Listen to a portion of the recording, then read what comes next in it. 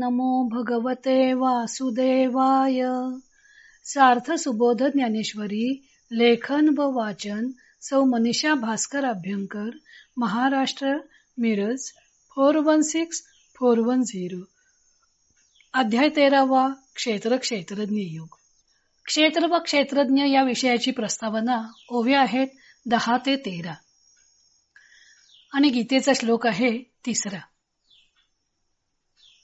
क्षेत्र व क्षेत्रज्ञ कोणाला म्हणायचं ते सांगितल्यावर भगवंत याविषयी सविस्तर चर्चा करणार आहेत.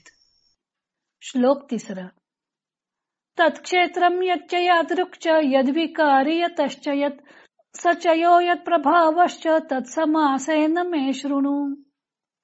ते क्षेत्र कोणते, कोणत्या प्रकारचे, कोणत्या विकाराने युक्त आणि त्यापासून कोणते कार्य उत्पन्न होते आणि तो क्षेत्रज्ञ कोण व त्याचा प्रभाव कोणता हे माझ्यापासून संक्षेपाने श्रवण कर. तरी क्षेत्र येणे नावे, हे शरीर जेणे भावे, म्हणितले ते आघवे सांगो आता. तर आता या शरीराचा आम्ही ज्या अभिप्रायाने क्षेत्र या नावाने उल्लेख केला तो सर्व अभिप्राय आम्ही सांगतो. हे क्षेत्र का म्हणिजे, कैसे केहे उपजे, कवन कवनी वाढविजे विकारी येथ. याला क्षेत्र असे का म्हणावे, हे कसे व कोठे उत्पन्न होते व कोणकोणत्या विकारामुळे याची वाढ होते. हे औट हात मोटके की केवढ हे पाके तुके, बरड की पिके कोणाचे हे. हे मोजके 3.5 हातांचेच आहे अथवा केवढे व कसले आहे.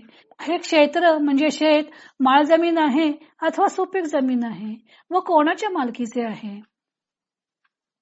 इत्यादी सर्व जे जे याचे भाव, ते बोली जती सावे व अवधान देई. इत्यादी जे जे सर्व याचे धर्म आहेत ते पूर्णपणे सांगितले जातील तिकडे लक्ष दे. भगवंत आता क्षेत्र व क्षेत्रज्ञ याविषयी माहिती देणार आहेत. हा सर्व अध्यायच याच विषयाला वाहिलेला आहे. श्लोकातील समासेन या शब्दाबद्दल विद्वानांमध्ये मतभेद आहेत. 2 शब्द करून एक सुटसुटीत शब्द बनवणं म्हणजे समास. उदाहरणार्थ, चक्र ज्याच्या हातात आहे असा तो चक्रपाणी. हे भगवंतांचं नाव तयार झालं. एवढ्या मोठ्या शब्दसमूहासाठी एकच लहानसा शब्द तयार झाला. त्यामुळे समास या शब्दाचा अर्थ थोडक्यात संक्षेपाने असा होतो आणि तोच अर्थ लोकमान्य टिळक, बाबाजी पंडित वगैरे खूपशा विद्वानांनी स्वीकारलेला आहे. समास या शब्दाचा संक्षेपाने जसा अर्थ होतो त्याप्रमाणे 2 शब्द एकत्र केलेले असल्यामुळं समास या शब्दाचे एकीकरण, संयोग, पूर्णता असेही अर्थ होतात.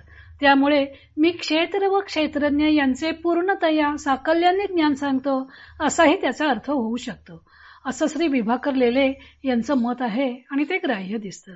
कारण या अध्यायात भगवंतांनी क्षेत्र व क्षेत्रज्ञ यांची परिपूर्ण माहिती दिलेली आहे व ज्ञानदेवानेही या अध्यायातील 34 श्लोकांचा 1169 ओव्यात विस्तार केलेला आहे. या अध्यायातील श्लोक व श्लोकांचे प्रमाण हे एका श्लोकाला 34 ते 38 ओव्या इतकं आहे व ते सर्वाधिक आहे. त्यावरूनही भगवंतांनी व ज्ञानेशांनीही हा विषय सविस्तर मांडलेला दिसून येतो. भगवंत अर्जुनाला क्षेत्र कशाला म्हणतात, त्याचं स्वरूप कसं आहे, ते कोणत्या विकाराने युक्त आहे, ते कशापासून बनलेलं आहे, तसेच क्षेत्रज्ञ म्हणजे कोण व त्याचा प्रभाव काय याची सविस्तर माहिती देणार आहेत. ज्ञानदेवांनी 4 ओव्यांमध्ये त्याचा सरळ अर्थ सांगितलेला आहे. त्यातील 10व्या ओवीत त्यांनी म्हटलं आहे की क्षेत्र म्हणून जे म्हटलं आहे, म्हणितले ते आघवे सांगो आता.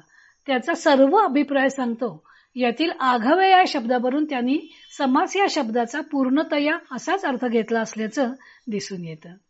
तसेच 14व्या ओवीत इत्यादी सर्व ते बोली जेती सावैव, यातील सर्व आणि सावैव या शब्दांवरूनही ही गोष्ट स्पष्ट होते. ते क्षेत्र व क्षेत्रज्ञ यांची साकल्याने माहिती देणार आहेत. क्षेत्रासंबंधी बरड की पिके असं म्हणून त्यांनी क्षेत्र या शब्दाचा दुसरा अर्थ जो शेत ते घेऊन क्षेत्रावर शेताचं रूपक केलेलं आहे व ते पुढे सावैव म्हणजे सांगोपांग अवयवांसहित स्पष्ट करणार आहेत. याला क्षेत्र का म्हणायचं, ते कसं व कोठे उत्पन्न होतं, कोणत्या विकारामुळे त्याची वाढ होते, ते 3.5 हातांचेच आहे अथवा केवढं कसं आहे, ती माळ जमीन आहे की सुपीक आहे, ते कोणाच्या मालकीचे आहे, हे सर्व धर्म ते सांगणार आहेत.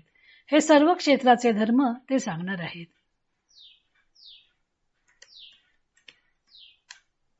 पुढे भगवंतांनी या क्षेत्राविषयी विभिन्न असणाऱ्या मतांचा उल्लेख केलेला आहे. तो भाग आपण उद्या पाहू.